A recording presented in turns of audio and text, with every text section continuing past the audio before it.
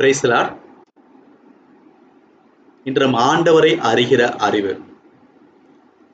2 பேதுரு 1ஆம் அதிகாரம் 2ஆம் வசனம். தேவனையும் நம்முடைய கர்த்தராகிய இயேசுவையும் அறிகிற அறிவினால் உங்களுக்கு கிருபையும் சமாதானமும் பெருக கடவது. இதுல பேதுரு என்ன சொல்றாரு அப்படின்னா, இயேசு கிறிஸ்துவை அறிகிற அறிவின் மூலியமாக உங்களுக்கு கிருபையும் சமாதானம் என்ன பண்ணுதான் பெருகுதுன்னு சொல்றாரு. கிருபை சமாதானம் இல்ல, இது ரெண்டுமே நம்ம ரொம்ப வாஞ்சிக்கூடிய விஷயங்கள் இல்லையா? நம்ம இந்த உலக காரியங்களை பார்த்தீங்கன்னா நிறைய விஷயங்கள் தெரிஞ்சுக்கணும், அறிந்து கொள்ளணும்னு சொல்லி ஓடிக்கிட்டு இருக்கோம். ஒரு சாதாரண துணி கடையா இருந்தாலும் எந்த கடையில் நல்லா ரேட்டு கம்மியா கொடுப்பாங்க, நல்ல குவாலிட்டியாகவும் இருக்கணும், கம்மியாகவும் இருக்கணும், அதை பத்தி நம்ம நிறைய பேர்ட்ட தெரிஞ்சுக்கிறோம் பாருங்க. ஒரு நகைக்கடைனாலும் போறதுக்கு முன்னாடியே எங்க செய்குலி சேதாரம் இருக்கு இல்ல, எப்படியாவது நம்ம யார் மூலியமா என்ன பண்ணிக்கிறோம், தெரிந்து கொள்வோம். டெக்னாலஜி, லேப்டாப்னாலும் சரி, கையில இருக்கிற ஒரு போனுனாலும் சரி, அதுல என்னென்ன விஷயங்கள் நம்ம எப்படி மெசேஜ் அனுப்புறது, என்னென்னமோ விஷயங்கள் நம்ம என்ன பண்ணிக்கிறோம், அனுதினம் நம்ம கத்துக்கொண்டே இருக்கிறோம். இப்போ புதுசா இருக்கிற ஏஐ, அதுலயும் நம்ம கண்டிப்பா என்ன பண்ணுவோம், தெரிந்து கொள்வோம். இப்படியாக இந்த உலக காரியங்களுக்கு முக்கியத்துவம் கொடுத்துக்கிட்டு இன்னும் நான் தெரிஞ்சுக்கணும்னு சொல்லி நிறைய விஷயங்கள் ஆவலோடு நம்ம என்ன பண்றோம், இடைப்படுறோம்.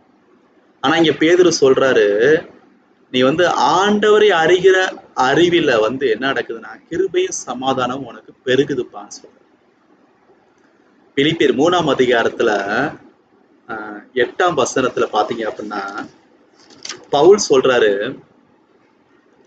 இயேசு கிறிஸ்துவை அறிகிற அறிவின் மேன்மைக்காக நான் எல்லாவற்றையும் நஷ்டம் என்று எண்ணிக்கொண்டிருக்கிறேன். நஷ்டம் என்று எண்ணி, அந்த எல்லாவற்றையும் என்ன அப்படின்னா, அவர் மிகப்பெரிய ஒரு பண்டிதர், பரிசை, இந்த ரோமாபுரியில மிகப்பெரிய ஒரு சிட்டிசனா இருந்தாரு, நல்ல அதிகாரம் படைச்சவரா இருந்தாரு, நல்ல ஒரு அந்தஸ்து இருந்தது. அந்த எல்லா காரியத்தையும் நான் என்ன பண்றேன் அப்படின்னா இயேசு கிறிஸ்து அறிகிற மேன்மைக்காக நஷ்டம் பண்றேன். அந்த 10ஆம் வசனம் போட்டிருக்கு, அது எல்லாமே நான் குப்பை என்று எண்ணுகிறேன்.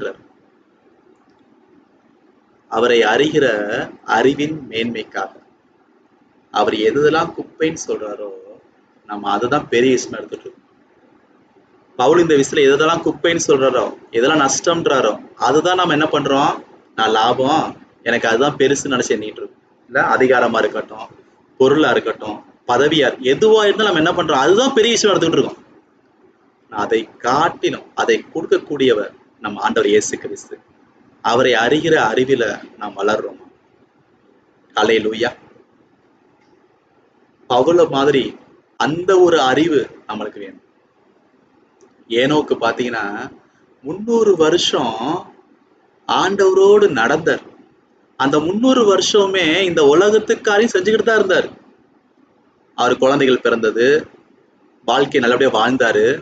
ஆனா அதை காட்டிலும் மேன்மையா அந்த 300 வருஷம் அவரோடு நடந்தார், அவரை அறிகிற அறிவில வளர்ந்தார். அப்படியான வாழ்க்கை நம்மளுக்கு இருக்கா? யோசித்து பாருங்க.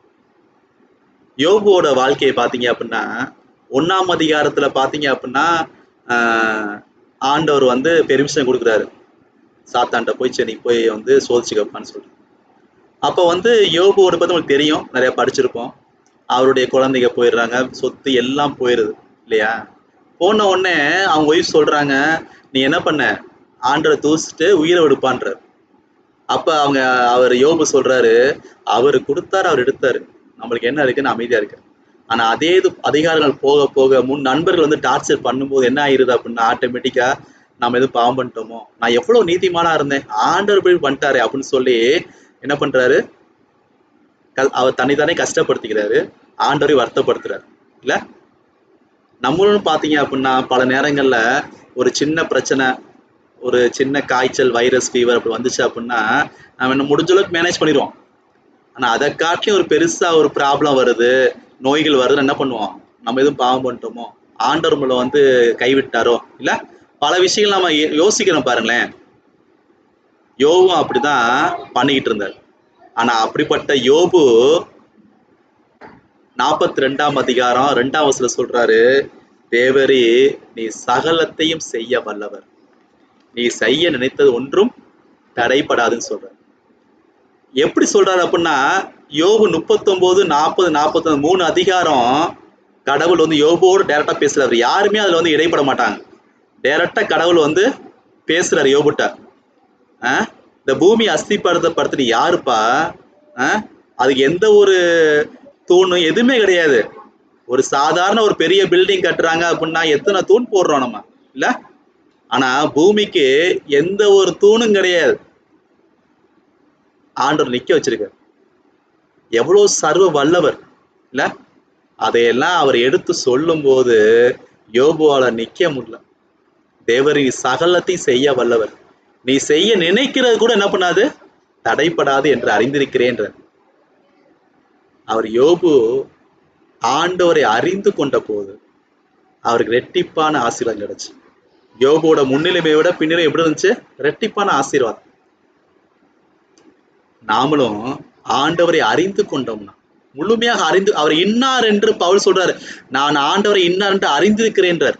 அப்படியான ஒரு மனப்பக்குவத்துக்கு, அந்த வாழ்க்கைக்கு தான் நீங்கள் நானும் வரணும்னு ஆண்டவர் விரும்புறார். அல்லேலூயா. ஜோஷுவா காலேப் எடுத்தீங்கன்னா என்னாகும் 14ஆம் அதிகாரத்துல ஒரு 12 கோத்திரத்துல ஒவ்வொரு பேரா வந்து மோயிசை வந்து கானான் தேசத்துக்கு அனுப்புறாரு. அங்க போயிட்டு வர்றவங்க என்ன சொல்றாங்க? முதல் 10 பேர் என்ன சொல்றாங்க?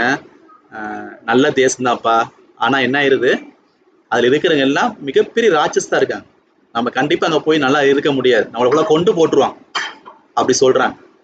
அப்ப என்ன பண்றாங்க? எல்லா மக்களும் என்ன பண்றாங்க? நம்ம பெருமை எகிப்துக்கே போயிடுவோம்னு சொல்லி கிளம்புறாங்க. ஆனா அதே ஜோஷுவாவும் காலேபும் பாத்தீங்க அப்படின்னா என்ன சொல்றாங்கன்னா, கர்த்தர் நம்மேல் பிரியமா இருந்தால் அந்த தேசம் நம்மை கொண்டு போய் பாலும் தேனு ஓடுகிற தேசம் நமக்கு கொடுப்பார். கர்த்தர் நம்மோடே இருக்கிறார், அவர்களுக்கு பயப்பட வேண்டியதில்லை. கர்த்தர் நம்மோடு இருக்கிறார். அந்த அறிவு ஜோஷுவா எப்படி அந்த அறிவு வந்துச்சு? ஜோஷுவாவுக்கும் காலேபுக்கு மட்டும் அந்த அறிவு எப்படி வந்தது? இதே 12 பேர், இந்த எல்லா ஒரு 20 லட்சம் பேர் இதே போல செங்கடலை கடந்து வராங்க, அப்பம் புசிக்கிறாங்க, காடை புசிக்கிறாங்க, எல்லாரும் தான் பண்றாங்க, ஆண்டை துதிக்கிறாங்க, செபிக்கிறாங்க, எல்லாம் நடக்குது. ஆனா அந்த 2 பேர் மட்டும் தனியா வந்து நிக்கிறாங்க. ஏன்னா அவரை அறிகிற அறிவுல வளர்ந்துருக்காங்க. யாத்ரா 33:11 பாத்தீங்க அப்படின்னா, மோயிசன் வந்து ஆண்டரோடு பேசுறாரு. ஒருவன் சிநேகிதனோடு பேசுவது போல ஆண்டரோடு மோசே பேசுறாரு. அவர் பேசிட்டு கூட எழுந்து போயிடுறாரு. ஆனா ஜோஷுவா பார்த்து என்ன பண்றாரு அப்படின்னா, ஆசரிப்பு கூடாரத்தை விட்டு பிரியாது இருந்தான். அந்த வாஞ்சை, அவர் இன்னார் என்று அறிந்து கொள்ளுன்றது வாஞ்சை. அந்த வாஞ்சை நம்மளுக்கு இருக்கா? அப்படி அறிந்து கொள்ளும் போதுதான் எவ்வளவு பெரிய போராட்டம் பிரச்சனைகள் வந்தாலும் அங்க நிக்க முடியுது. பாத்தீங்களா? இவங்க பார்க்கிற பார்வை தான் அவங்களும் பாக்குறாங்க, ராட்சசமா நிக்கிறாங்க, இவங்களும் பாக்குறாங்க. ஆனா இவங்களுக்கு என்ன அறிவு இருக்கு அப்படின்னா, நம் தேவன் நம்மோடு இருக்கிறார். யோபு சொல்றாரு, என் மீட்பர் உயிரோடு இருக்கிறார். அந்த அறிவு நம்மளுக்கு வேணும், அதுல நம்ம வளரணும். அல்லேலூயா. அப்படிப்பட்ட மக்களாக இருக்கணும்னு தான் பேதுரு இங்க எழுதுறார். அவரை அறிகிற அறிவு இல்ல, நம்மளுக்கு என்ன உண்டாகுதான் 3ஆம் வசனத்துல போட்டிருக்கு. 2 பேதுரு 1ஆம் அதிகாரம் 3ஆம் வசனத்துல, ஜீவனுக்கும் தேவ பக்திக்கும் வேண்டிய யாவற்றையும், ஆமென், நமக்கு வந்து இந்த உலகத்துக்கு தேவையான, வாழ்க்கைக்கு தேவையான எல்லாவற்றையும், பரலோகத்துக்கு போகக்கூடிய தேவையான எல்லாவற்றையும் அவரை அறிகிற அறிவின் மூலியமாக நம்மளுக்கு கிடைக்குதுன்னு சொல்லி பேதுரு இங்க எழுதுறோம். நாம செபிக்கிறோம், துதிக்கிறோம், நல்லது. ஆனா அதை காட்டிலும் பைபிள் நம்மளுக்கு கொடுக்கப்பட்டது எதுக்காகனா, அவரை பற்றி நாம் அறிந்து கொள்ளணும்.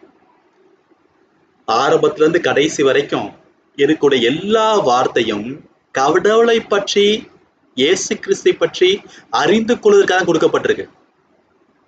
ஆபிரகாமையோ, ஈசாக்கையோ, யாக்கோபையோ, மோயிசனையோ, பவுலே அல்ல. அவர்கள் மூலியமாக கடவுள் எப்படிப்பட்டவர், அவர்கள் மத்தியில் எவ்வளவு வல்லமையாக செயல்பட்டார், அதை அறிந்து கொள்ளணும். ஆமென். ஒவ்வொரு நாளும் அவருடைய பிரசன்னத்துல உட்காருங்க. அவரோடு பேசுங்க, அவரோடு உறவாடுங்க. அதற்காக நாம் அழைக்கப்பட்டிருக்கோம். தேவனை அறிகிற அறிவில இன்னும் வளர, அவரோடு உறவாட நாம் இணைவோம். ஆமென். அல்லேலூயா.